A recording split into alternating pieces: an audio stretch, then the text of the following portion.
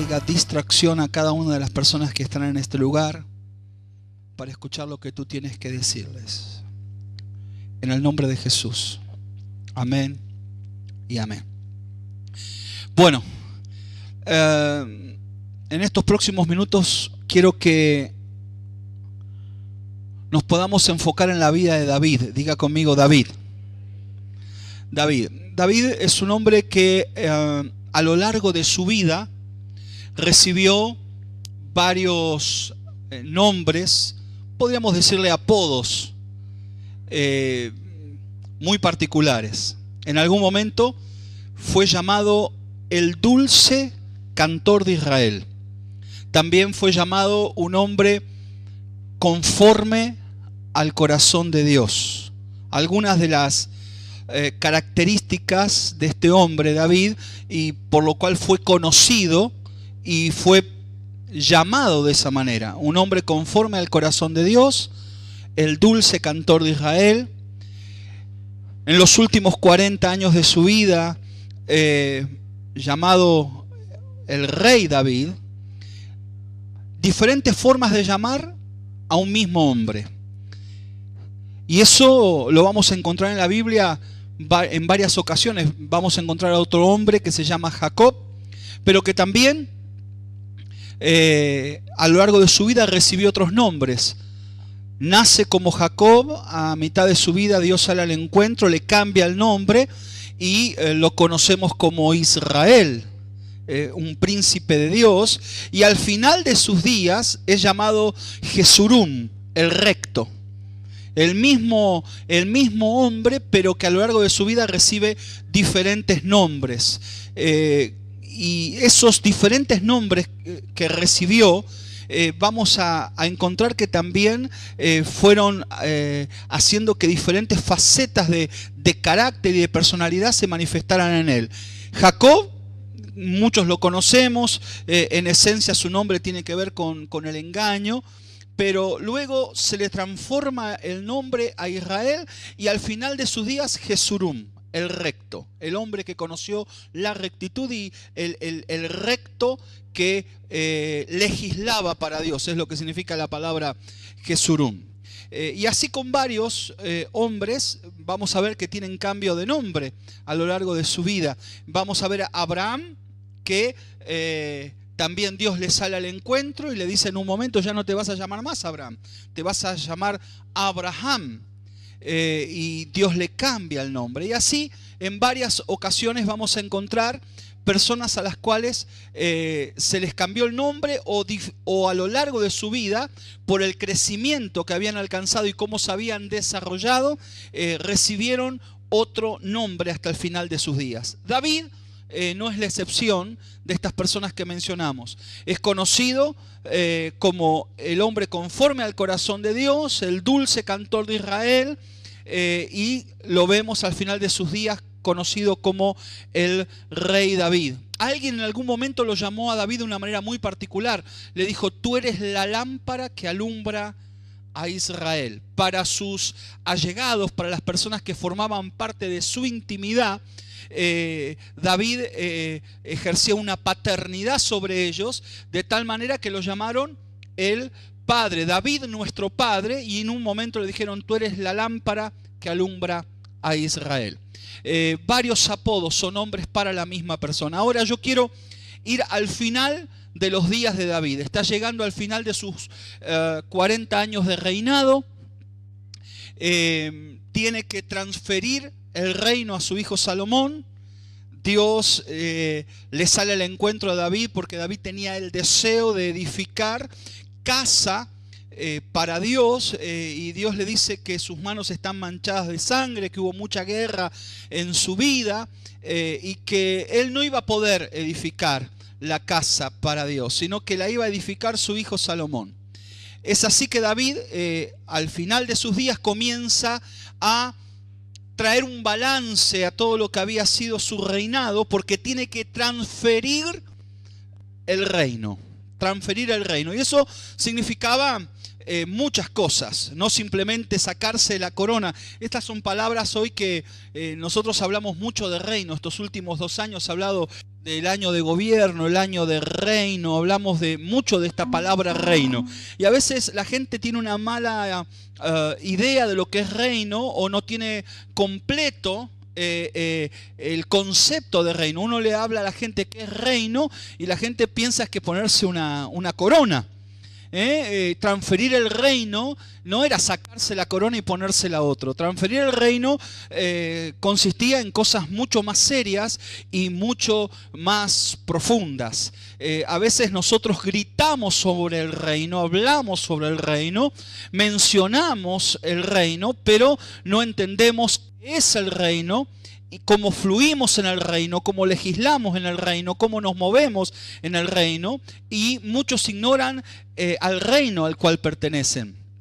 Estaba escuchando días atrás una reflexión que me llamó mucho la atención y decía como título el reino de los príncipes ignorantes. Y me llamó la atención y comencé a leerla, me la pasaron a mi correo electrónico y comencé a leerla y me sorprendió lo que allí decía. Y contaban la historia de un muchacho príncipe, un niño príncipe, que en esencia él era heredero de millones y millones y millones de dólares, pero él ignoraba quién era, porque el reino había sido arrebatado con violencia, había sido quitado con violencia a su padre, y a él lo criaron ignorando quién era. Le dijeron, vos sos Juancito. No era su nombre era otro. Pero le dijeron, como él era un niño, cuando el reino de su padre fue arrebatado por la violencia, le quitaron el reino a su padre y lo mataron a su padre y a su madre, él ignoraba que era el hijo de un rey y de una reina, ignoraba cuál era su propio nombre. Ahora él en esencia, su sangre era sangre real, él era rey, pero él lo ignoraba. Y así creció hasta llegar a ser un adolescente, llegó a tener 20 años y trabajaba como si él fuera uno de los sirvientes del palacio, y así vivió como un esclavo hasta sus 25 años, hasta que alguien le reveló su identidad. Y alguien le dijo, te hicieron creer que eras un esclavo, viviste como un esclavo, pero en realidad tú eres el legítimo heredero a la corona, al trono. Y hubo un grupo de gente que conocía la historia y se encargó de traerle a él la conciencia de quién era. Y hasta ese momento, su vida era esta que estamos hablando, la de un príncipe ignorante.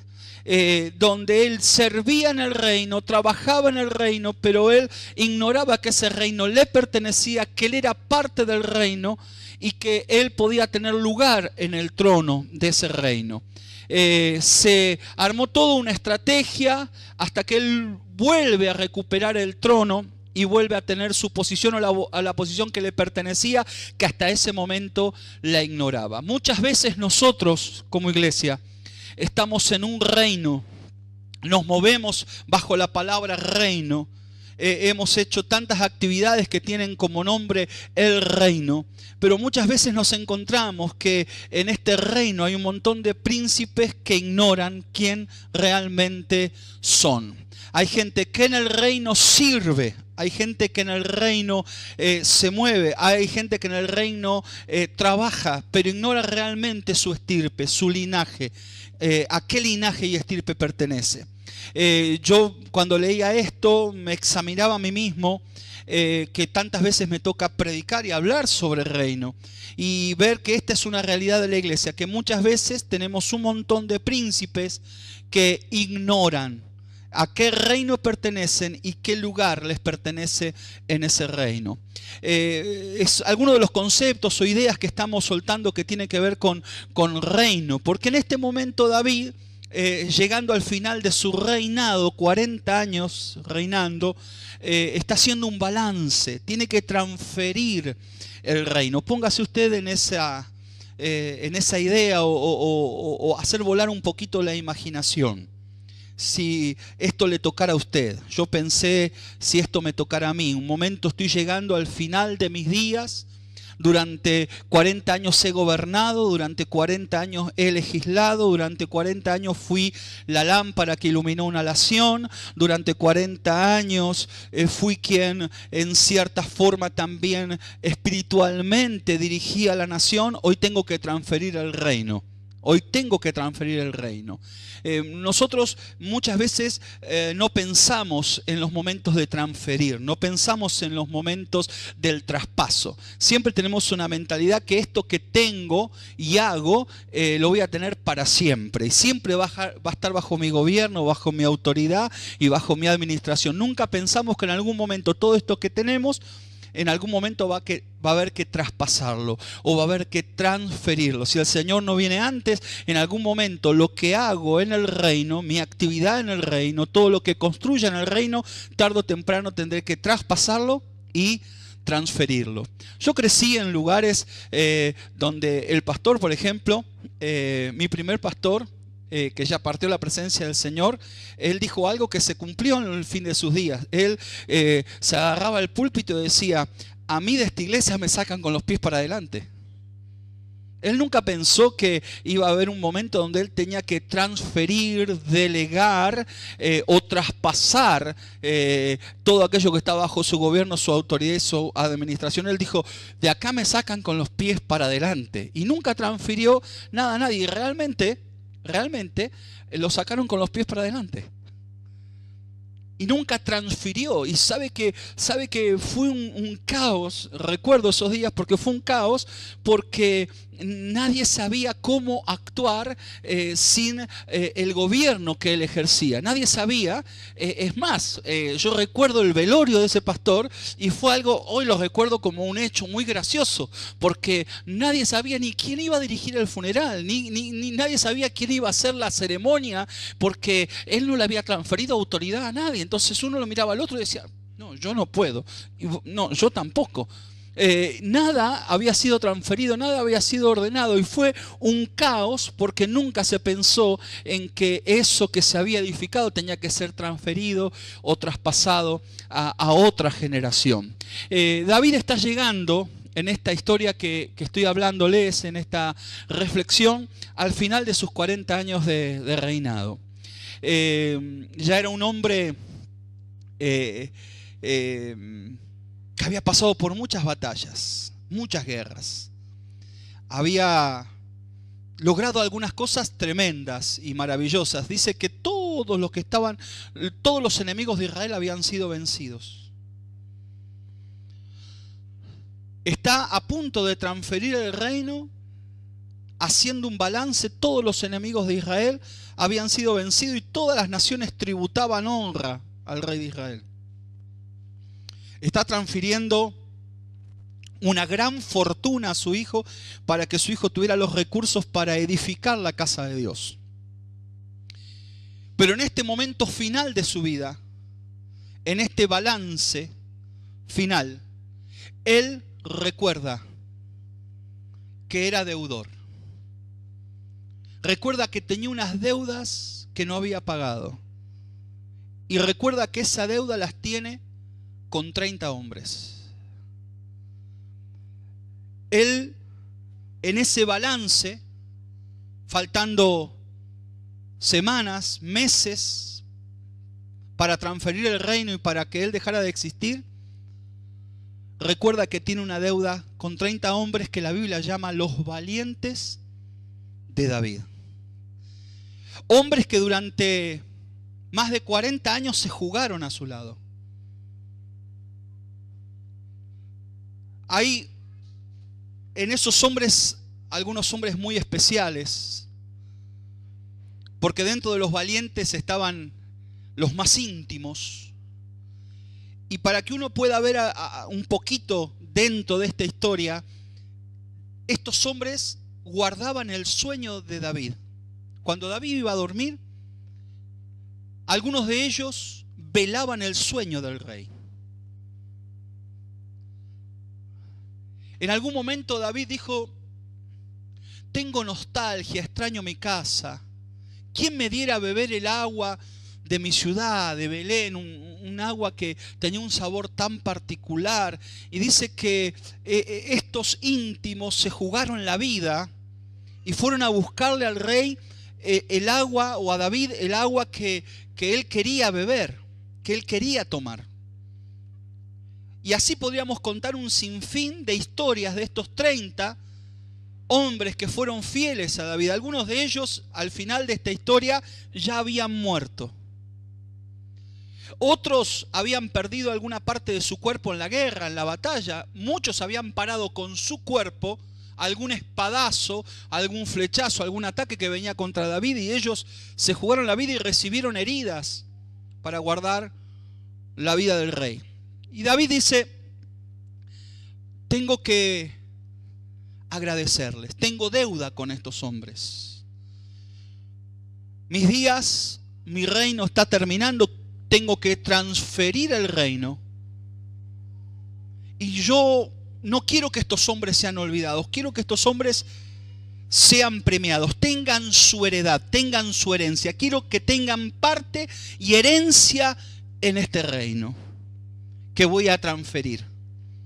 Porque si fueron fieles conmigo, serán fieles con mi hijo Salomón, y les van a ser muy útiles a él estos hombres. Pero yo quiero premiarlos antes que termine mi vida. David comienza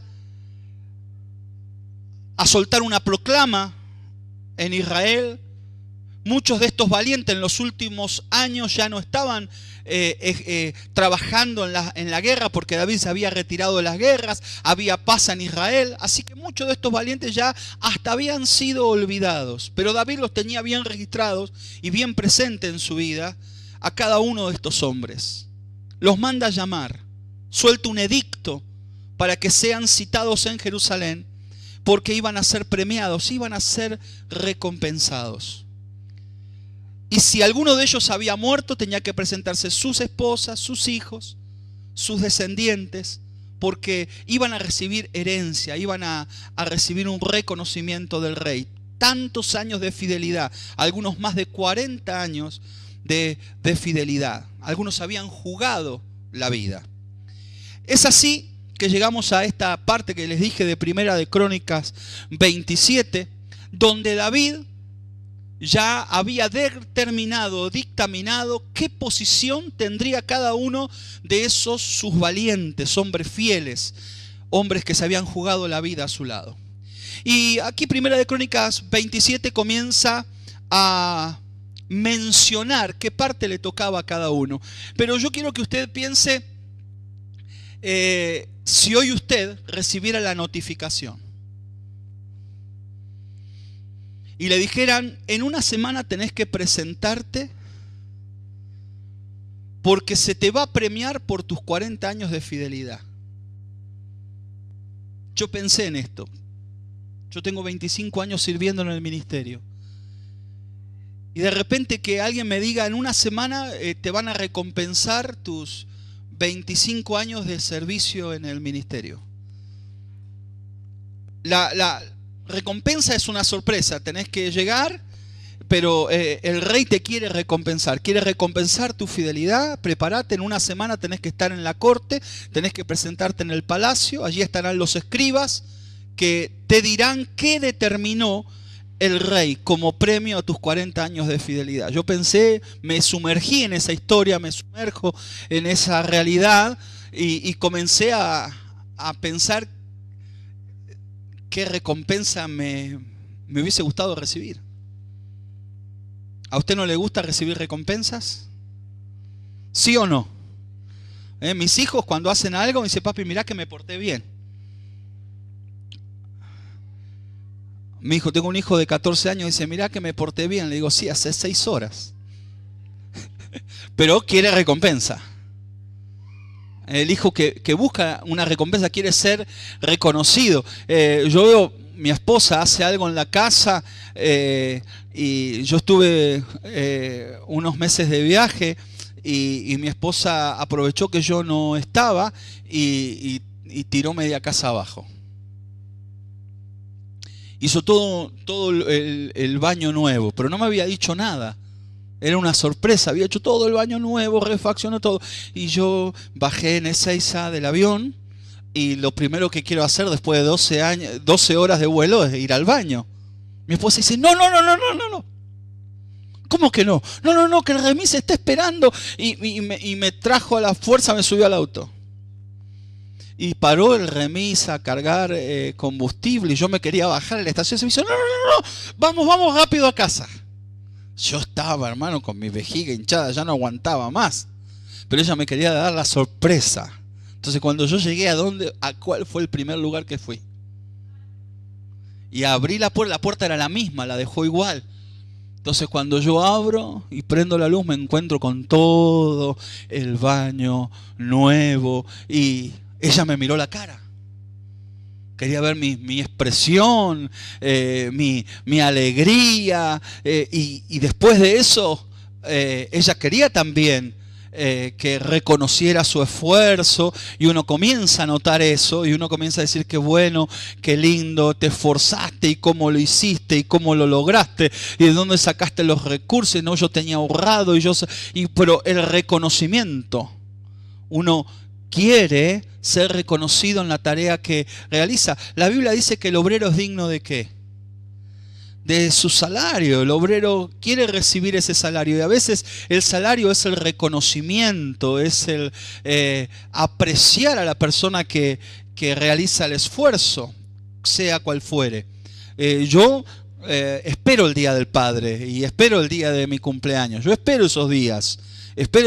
Porque uno recibe un regalo, descubre que es importante para otras personas, que es querido, que es apreciado. Son cosas importantes. Ahora, en este caso, estos hombres se habían jugado la vida. Se habían jugado la vida muchas veces. Algunos hasta partes de su cuerpo fueron mutiladas defendiendo al rey. Así que cuando se enteraron que el rey los iba a recompensar, comenzaron a pensar cuál sería la recompensa. ¿Con qué me va a recompensar? Hay tantas cosas con las cuales el rey me podría recompensar. Y en esa lista, larga, amplia lista, había muchas cosas o lugares o posiciones que podían recibir. Y David, cuando los llama, les dice que se preparen.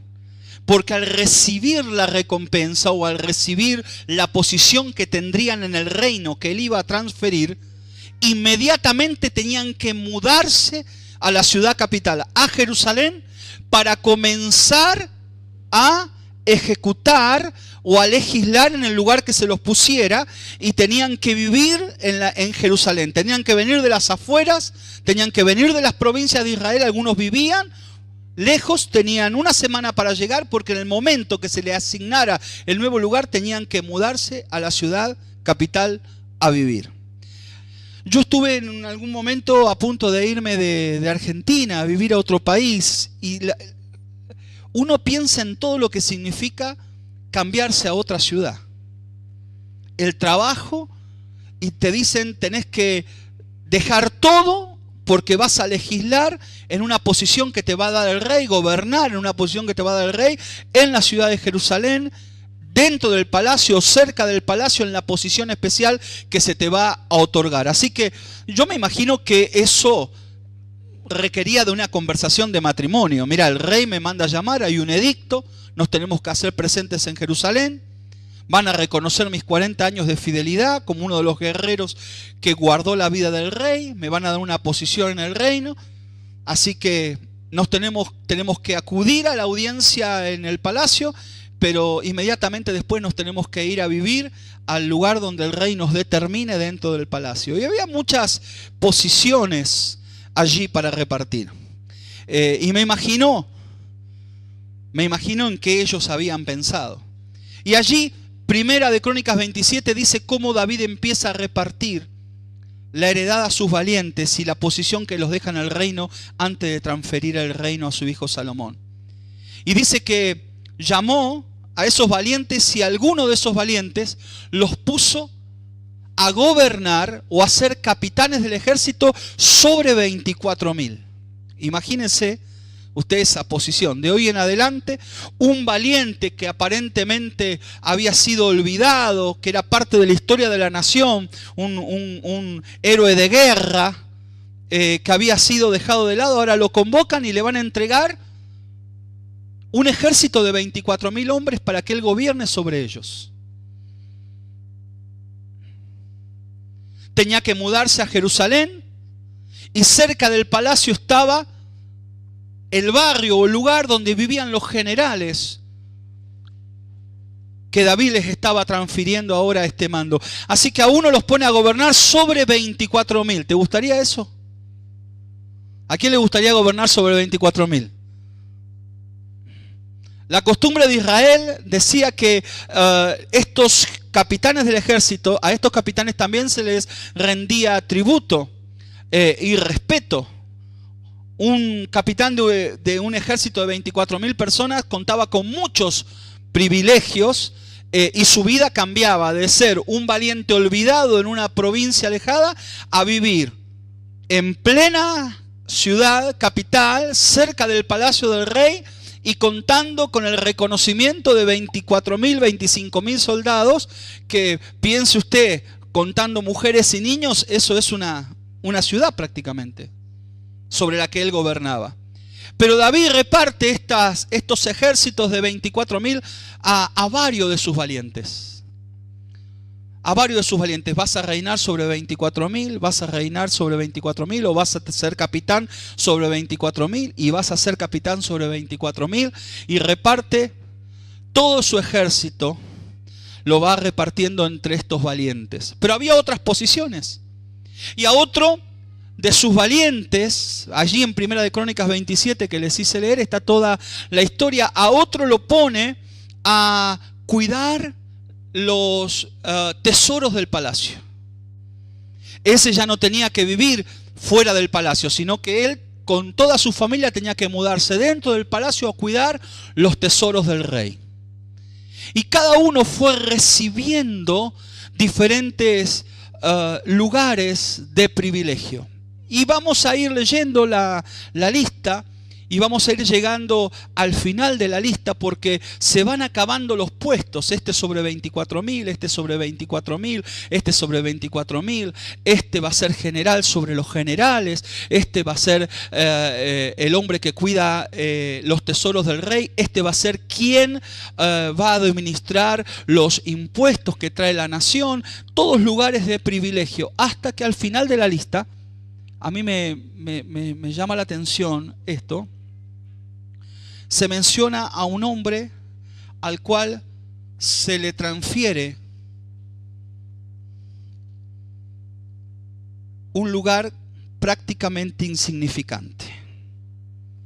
En el capítulo 27, verso 28, se nombra a uno de esos guerreros valientes y se les da un lugar prácticamente insignificante. Dice: de los olivares e higuerales de la Cefela, el valiente que cuidará ese lugar será Baal-Naán Gederita, y de los almacenes del aceite, Joás. De los almacenes del aceite, Joás. Ahora, cuando nosotros comenzamos a estudiar quién era Joás, Joás había sido un hombre que se había jugado la vida por David, no una vez, muchas veces. Y en este repartir reconocimiento antes de transferir el reino, aparentemente se le está dando un lugar completamente insignificante. Imagínese usted presente en esa reunión donde se está leyendo el edicto del rey. Y usted ve que a sus compañeros de milicia se le van entregando los lugares y los puestos de privilegio a cada uno en su lugar. Cada vez que sonaba el nombre había un aplauso, había gritos de júbilo. Imagínense, vas a gobernar sobre 24.000. Silbaron, gritaron, aplaudieron, tenían que mudarse a la ciudad con sus familias, cambiaba la posición social, la posición económica. Era un cambio total y absoluto para la vida de los hombres que eran mencionados. Cuando uno va llegando al final, cuando ya no había puestos para repartir, A uno lo pusieron a cuidar los olivares y los higos. Y al último en la lista, dice Joás, lo vamos a mandar. Su posición en el reino que voy a transferir es cuidar el almacén del aceite. Ahora un poquito de historia o de conocer un poco. Estos días me llevó a una profundidad que me impactó. ¿Dónde estaban los almacenes del aceite? Estaban en el subsuelo del palacio del rey. A 10 metros de profundidad estaban los almacenes del aceite del rey. David tenía un almacén de aceite que se calcula en una fortuna billonaria debajo del palacio del aceite de oliva más puro que existía sobre la faz de la tierra. En aquellos días el aceite se usaba como hoy usamos el dinero. Para comprar el aceite podía comprar cualquier cosa en aquellos días. Todo podía ser comprado a precio de aceite. Y el aceite de oliva de Jerusalén era el más puro y el más excelente que existía en aquellos días en Medio Oriente. El almacén del aceite del rey estaba a 10 metros de profundidad debajo del palacio. Joás, junto a su esposa, a su familia, tuvo que ir a vivir en los subsuelos del palacio. Y su tarea era cuidar el almacén del aceite del rey. Y uno puede decir, a uno de los más fieles se le otorga aparentemente el lugar más insignificante. Al que más dio, se lo manda al subsuelo. Al que más fidelidad demostró, más pericia, más detalle en el cuidado del rey, lo mandan al sótano del palacio a cuidar barriles de aceite. Y su tarea es cuidar el almacén del aceite del rey. Ahí podría quedar la historia y decir qué desconsiderado David, qué injusto, y nos podríamos ir a casa. Pero hace 3 meses hicieron un descubrimiento arqueológico en Jerusalén que impactó mis sentidos.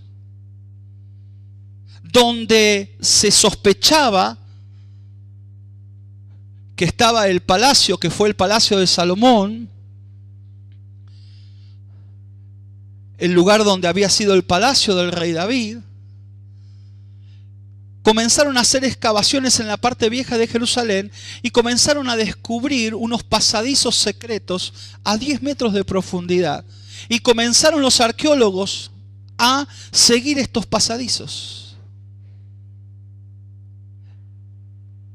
Uno y otro, hasta que rompieron unas paredes que habían y encuentran allí algo que es realmente impactante. Encuentran barriles de aceite que tenían más de 3000 años de guardados.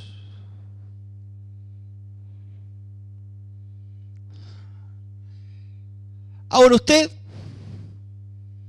dice, qué bueno. No, lo bueno de esto es que cuando lo abren, el aceite está en perfecto estado y está en las condiciones para ser utilizado. Hoy esos barriles de aceite están en el Museo de Jerusalén. Encontraron 7 barriles y cada barril está asegurado en $7 millones. Cada barril. Y usted dice, bueno, aquí podía terminar la historia. No, no termina aquí la historia. Porque cada barril en su tapa tiene un sello. Y encontraron en la tapa del barril el sello del anillo del que cuidaba el almacén del aceite del rey. Cada uno de esos barriles tenía un sello que decía Joás.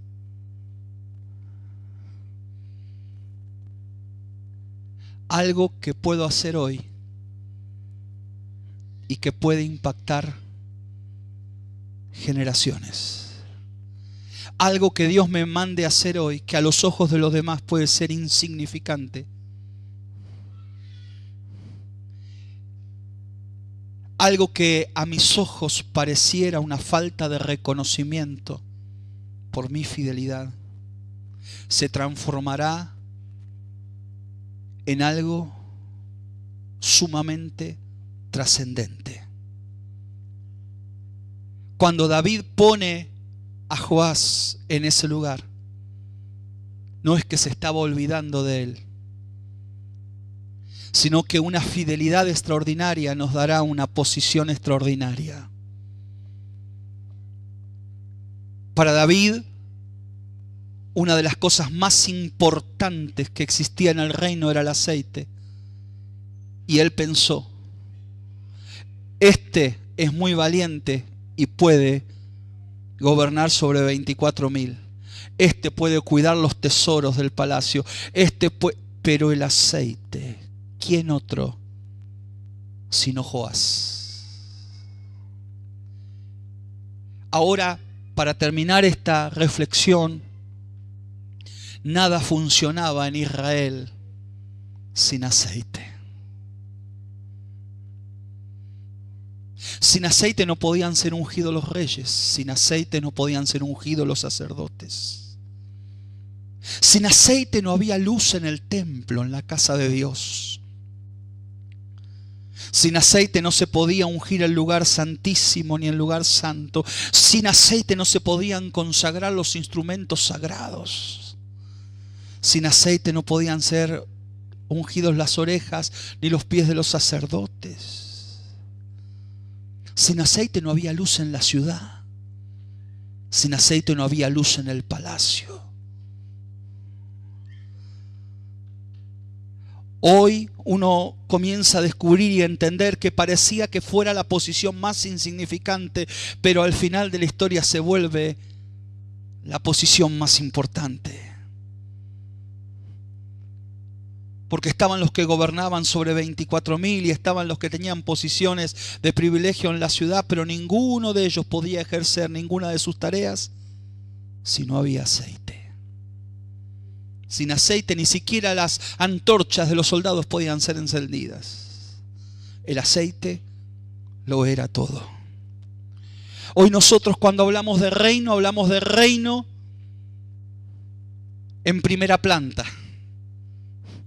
Hablamos de reino y nos ubicamos en el primero, en el segundo, en el tercer piso del reino, pero nos hemos olvidado que hay en las bases del reino.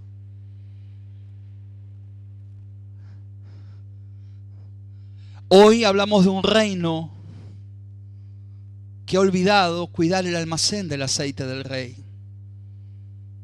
Y hoy hablamos de reino muchas veces, pero no hay luz en la casa de Dios. Hablamos de reino, pero no hay aceite para ungir apóstoles y profetas. Hablamos de reino, pero no hay aceite para ungir los utensilios sagrados. Hoy nos hemos quedado sin aceite. Hoy falta la unción. El aceite nos habla de unción en la palabra. El aceite nos habla simbólicamente de lo que tiene que ver con la presencia de Dios. Nos habla del Espíritu Santo. ¿Es necesario el aceite para este último tiempo? Usted conoce la historia de las 10 vírgenes que tuvieron que guardar sus lámparas ¿con qué?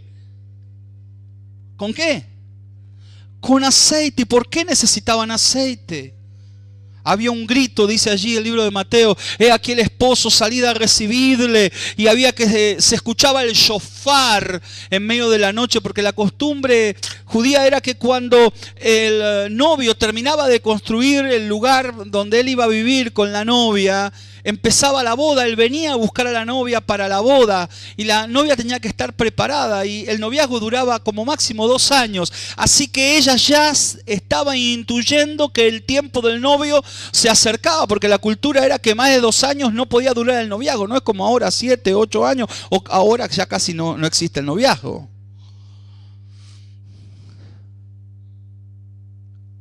Las cosas tenían un tiempo de comienzo y de final y aproximadamente era, según la ley judía, 2 años de tiempo para venir a buscar a la novia. Así que la novia ya estaba preparada, ya estaba percibida. Ella iba contando los días y sabía que faltaba poco tiempo. Así que en cualquier momento podía venir el novio y cuando se escuchaba el shofar en la noche, había varias muchachas que esperaban al novio.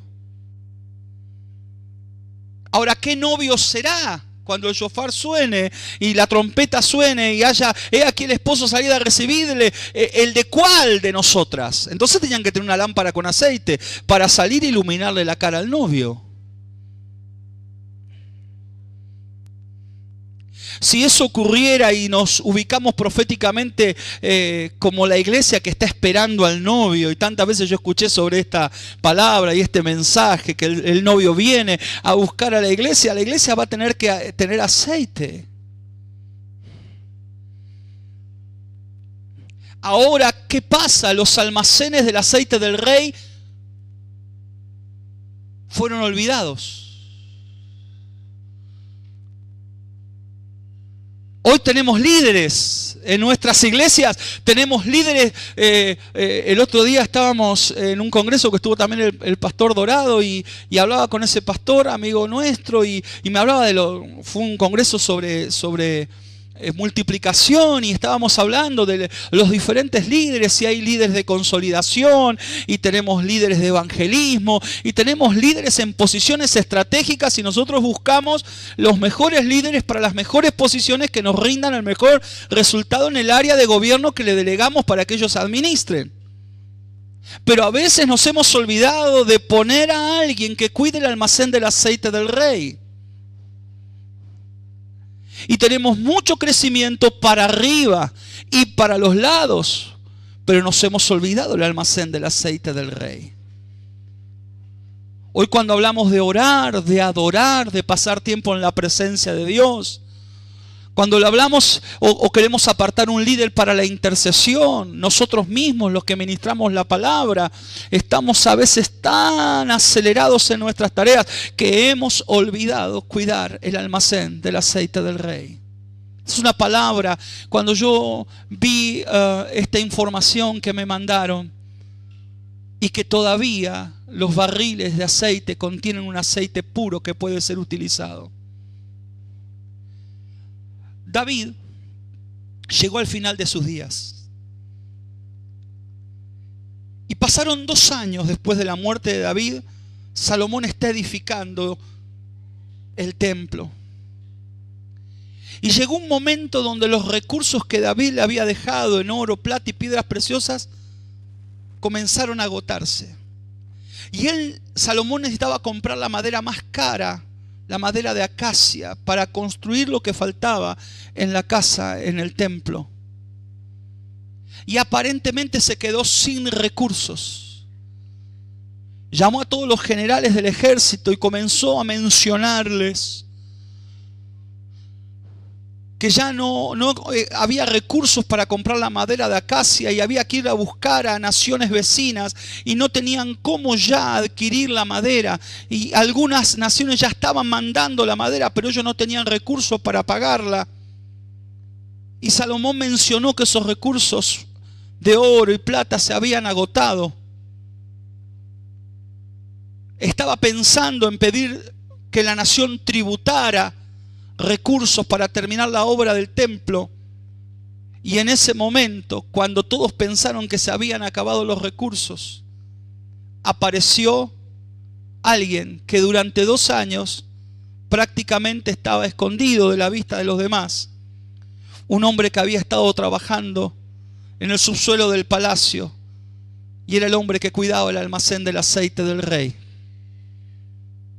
Y le dijo a Salomón: quiero traer a tu disposición los recursos que hay en el sótano del almacén del aceite del palacio y puso en manos de Salomón 178.000 litros del aceite de oliva más puro y más caro que existía. Salomón terminó de construir el templo, de hacer la obra, la casa de Dios, gracias al almacén del aceite del rey. Cuando los recursos se acabaron, apareció el aceite, y el aceite fue lo que les permitió terminar la obra. Habrá momentos de nuestra vida, de nuestro ministerio, de la tarea que realizamos, donde aparentemente todo se frenará, todo se estancará, y lo único que nos sacará del estancamiento será el aceite de los almacenes del rey. Algo pasó con Joás. Mientras movía los barriles, comenzó a impregnarse de aceite. Comenzó a adquirir el aroma del aceite de oliva. Toda su vida ahora estaba rodeada del aceite. Tuvo que ir a vivir al almacén del aceite.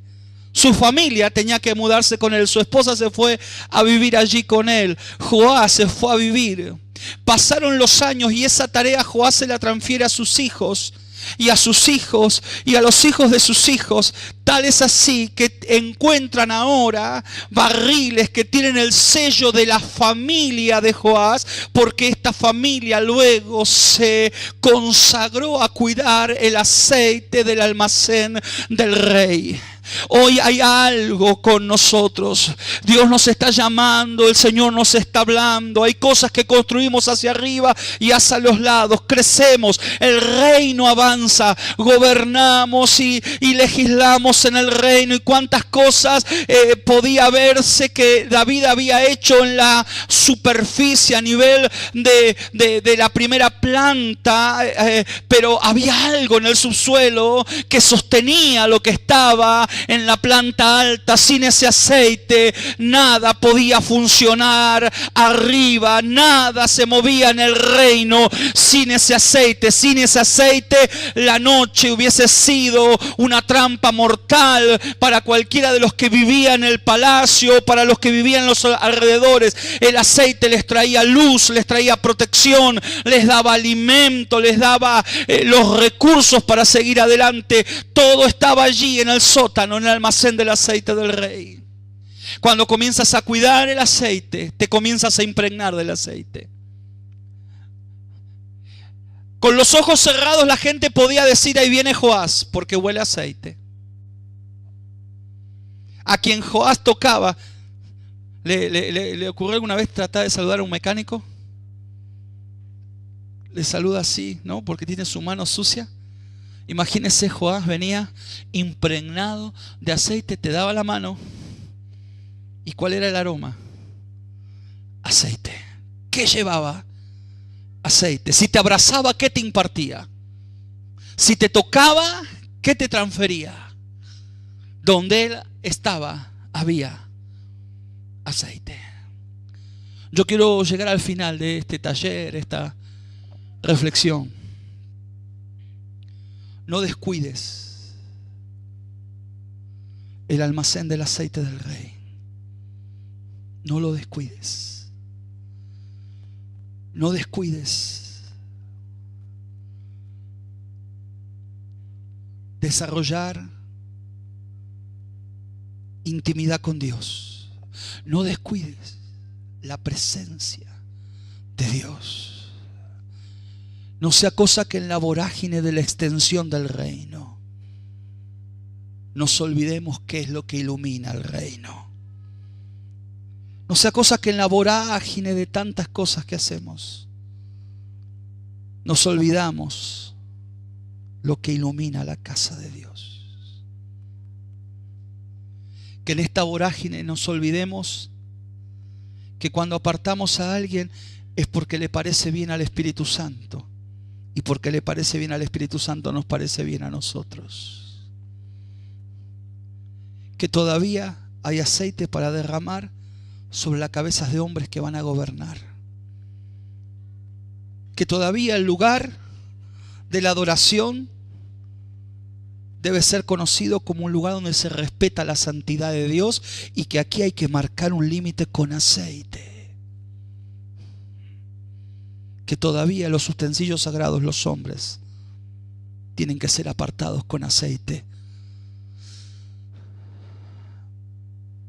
Cuando todo se acabe, el aceite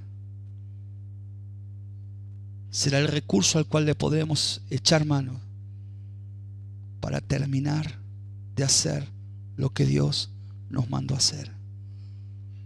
Vengo de caminar con muchos hombres de Dios que han dado sus vidas en el servicio de la obra del ministerio. Le he preguntado a ellos, hombres que amo y respeto, ¿qué es lo que los ha mantenido a ustedes 50 años en el ministerio? Hombres que han hecho campañas, que impactaron multitudes, que hicieron cosas tremendas para Dios. Hombres que nos han inspirado tantas veces. Y todos ellos te dirán: mi intimidad con Dios, mi vida de oración, mi adoración, mi amor por la palabra. En palabras finales, lo que me ha mantenido ha sido cuidar el almacén del aceite del Rey. Yo quiero que te pongas en pie.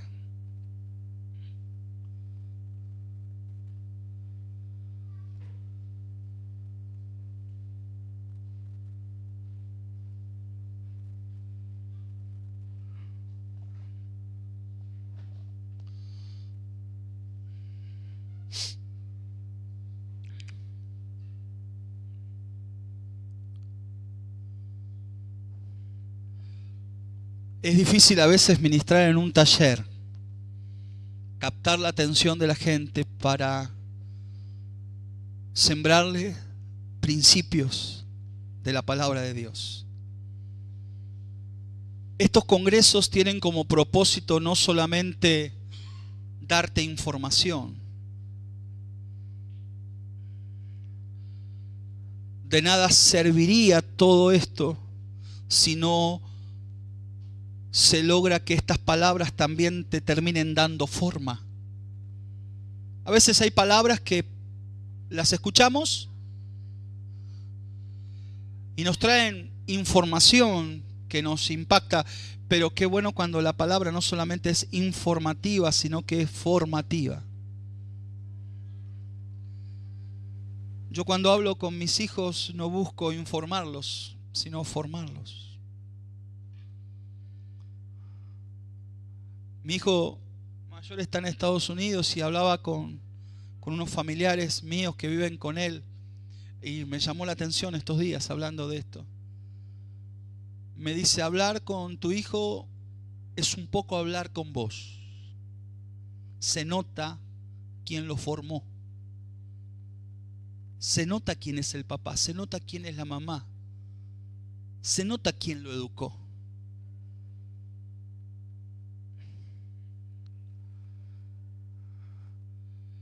Yo no tengo a mis hijos para darle información y no hacemos un congreso para llenarlos de información, sino que queremos que estos congresos terminen formando. Sin lugar a dudas, esto que hablamos es una palabra formativa para intercesores, para adoradores. Esto termina ejerciendo peso en nuestras vidas. Yo cuando leía sobre esto, cuando escuché sobre el descubrimiento del aceite, y ahí me enteré quién era Joás. La verdad lo había leído muchas veces, pero nunca supe quién era Joás hasta que no vi el documental de los almacenes del aceite del Rey. 2500, 3000 años después, se sabe quién es Joás.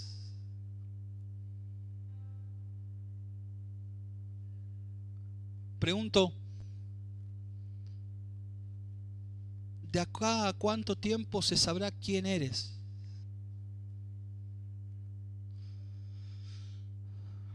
¿Habrá algo que lleve tu sello?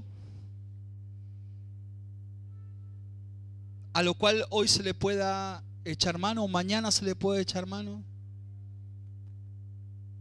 Ese aceite está, sabe que hoy es fuera del contexto de esta enseñanza, pero hoy los judíos están edificando y quieren edificar un tercer templo, y el problema que ellos tenían es, dice, queremos el aceite de los olivares, el puro aceite para encender la menorá, el candelabro, la lámpara. ¿Dónde vamos a sacar ese aceite que se usaba en aquellos días?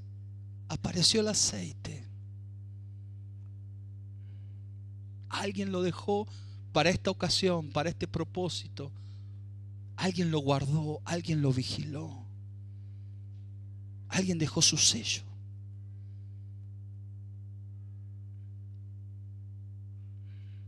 ¿Será que algún día alguien puede abrir un barril que yo dejé? Y que de ese barril se sacará el aceite para iluminar la casa de Dios.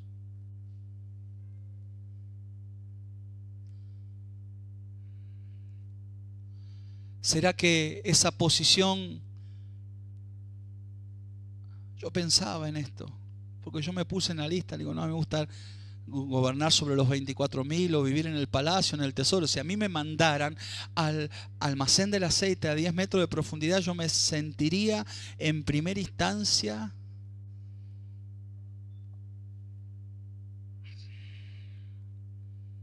completamente amargado. Me jugué la vida y me mandan al sótano.